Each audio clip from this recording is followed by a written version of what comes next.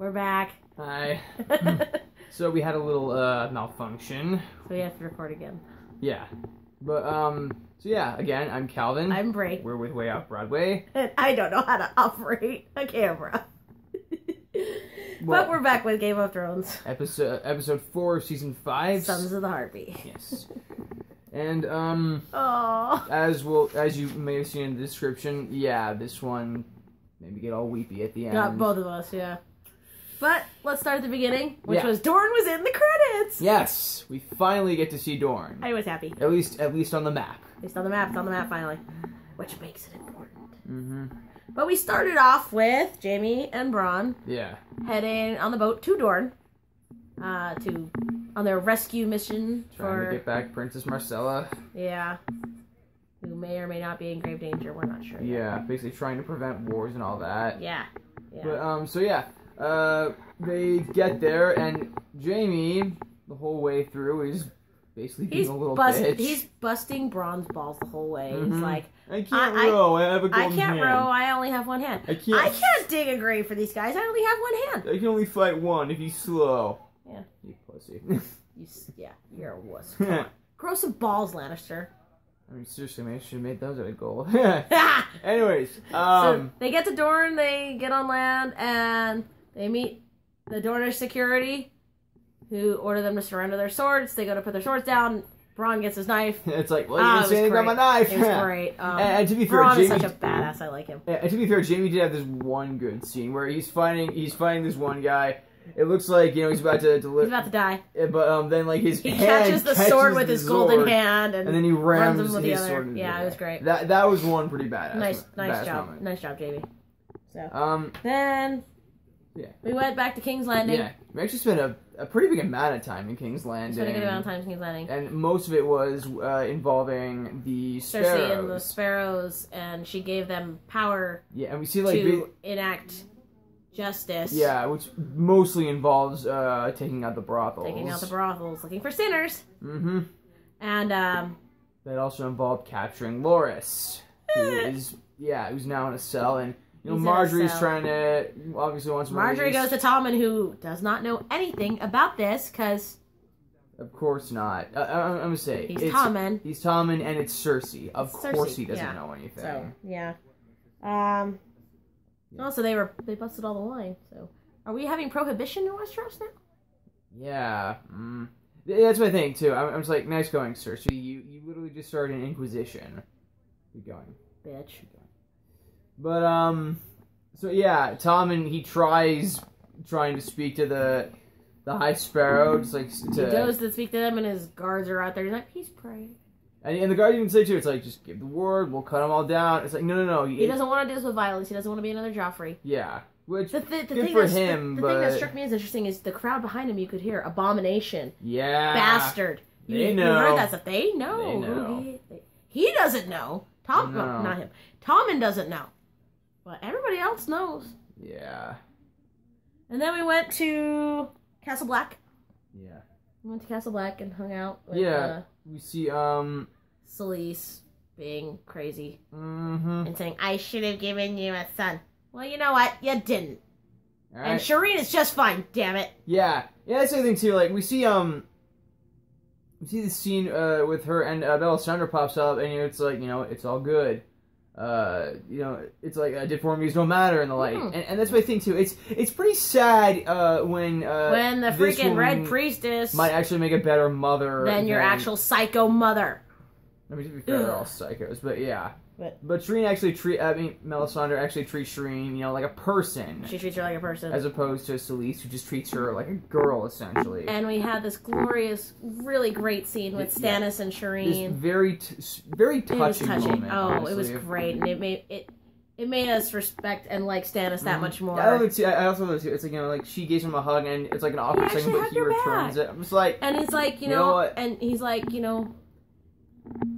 you had this doll, and that's how she got the grayscale, and they're like, well, we should have sent you to live with the Stone Man. Basically sent her off to die. It's like, no, and he's like, she's no, my daughter. You're my daughter. He went and found every maester. He got the disease stopped, and he's like, you are a princess, and you are my daughter, and that was strong Baratheon. You're a Baratheon. And which is why, officially as of now, I am naming Stannis the character of the week.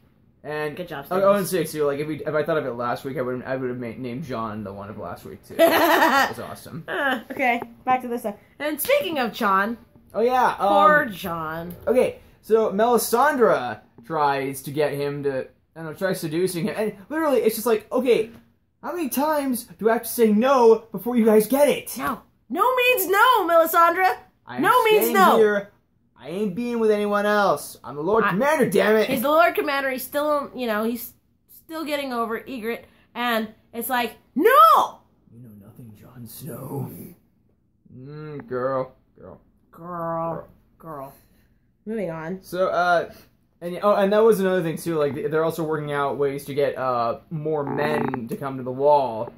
And he had to sign something for Roose Bolton. Again, it's, just obviously asking to send more men. God knows how many will reply to that. But yeah, speaking of Bolton, we went to Winterfell, and we found Sansa in the crypts, paying respects to her aunt, Lyanna, and I was also surprised too. Like, I don't know if they just hadn't made one yet, or I thought maybe we'd see like a crypt for Ned. Yeah. Nope. But, oh well. I don't think we saw a crypt for Ned. No. But she was in there, and there was. And Littlefinger, that guy, joined her, and basically they talked about the Targaryens and Rhaegar Targaryen. Get a little back history. There's a lot about Rhaegar Targaryen tonight. Mm-hmm.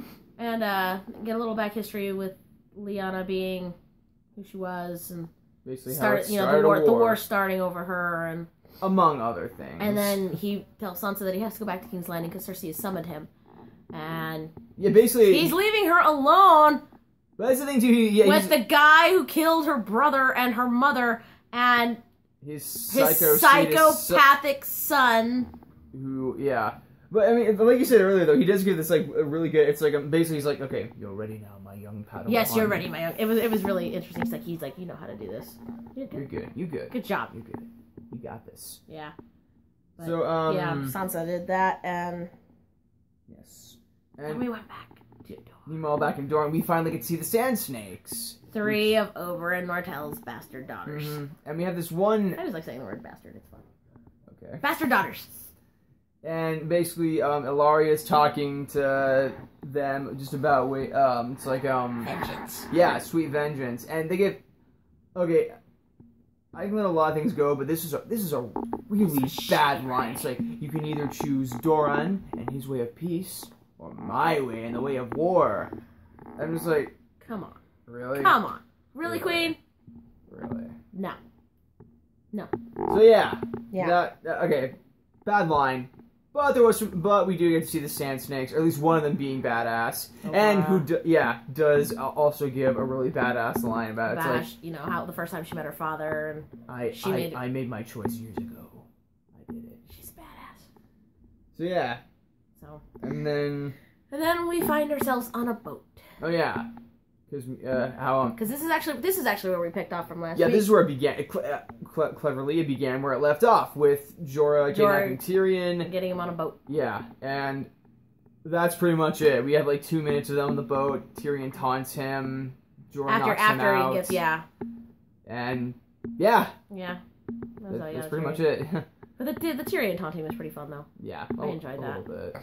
So, will Jorah's plan work? Probably not, but we'll see. So, yeah. Then we go to Marine. Yes. Yeah, this is where it got. This is where it got heavy. Yeah. They had There's a little conversation between her and Barristan. Yeah. He's also talking about Rhaegar and how he also liked to go out and sing to people. He was a minstrel, not a knight. Yeah. Nice guy. Nice guy. He gave his money to everybody else. And she tells Barristan to go off and do his thing. And yeah, because she's about to meet. She's got to go meet Hizdo Zolorak. Yeah, say it with me. Hizdo Zolorak. I'm not getting that name down. I will try, but I'm probably not going to. I'm good with names. Anyways, so yeah, basically he's like, oh, I can go with you, Khaleesi, and Dario, who's also like, no, I got this. We're good. And when somebody says that, something bad's gonna happen, and something bad really happened.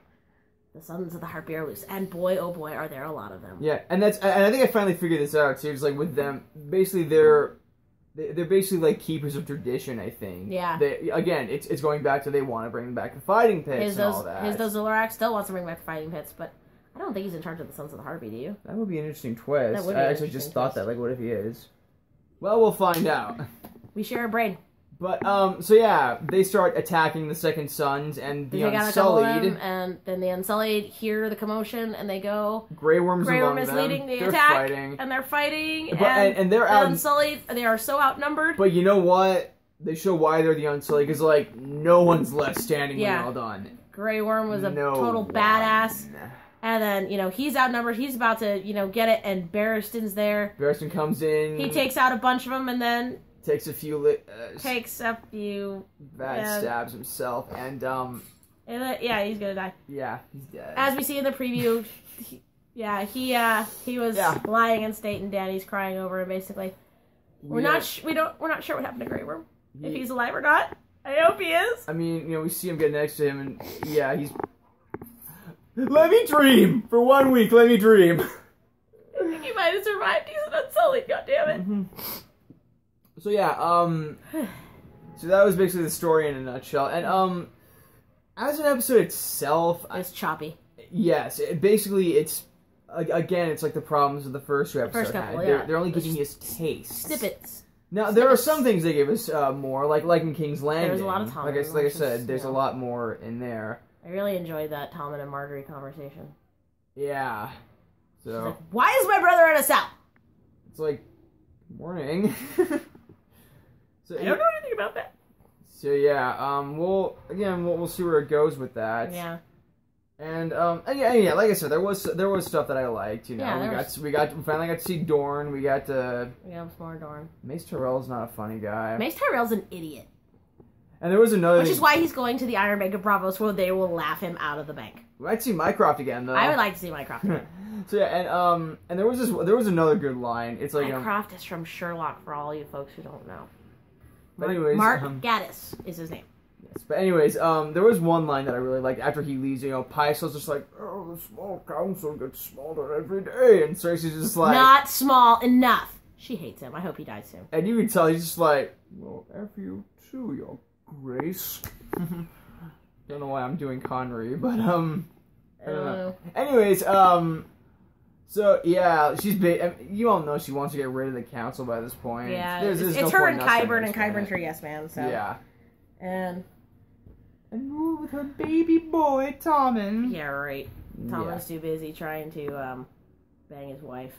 Yeah. He wants to be a king, He wants to be a good king. but he probably won't be. We'll see. I don't know. So yeah, I think if they had, maybe they hadn't made so many transitions between given characters. They could have cut out the Tyrion and yeah, or at least put them together better. Like we didn't have to wait half an hour. We didn't have to get a minute of that. Yeah. Only to wait half an hour just to go back to them for the next 2 minbitch. Like you could have just given us the 3 minutes. Give us the 3 minutes and be done with it. It's a little limited Move taste, on to the next but one. oh well. But yeah, I've bitched about this enough, and it's already written, so Yeah. you know, we'll see. Maybe it'll see. improve. Next week we get to see dragons. Yes, dragons. It looks like Tyrion gets to see dragons too. Mm-hmm. So that's pretty cool. All right. So yeah. I think that's episode 4 in a nutshell. We'll see you guys next week. More Game of Thrones. In the meantime, I'm Calvin. I'm Brie. If you like this, like it, subscribe it, share it, Comment. check out our other vlogs on here. Which will be coming soon. Mm-hmm. And yeah, we're way off Broadway with And 2 Y's. 2 Y's. So we'll see you guys next week. Till then, take care. Bye.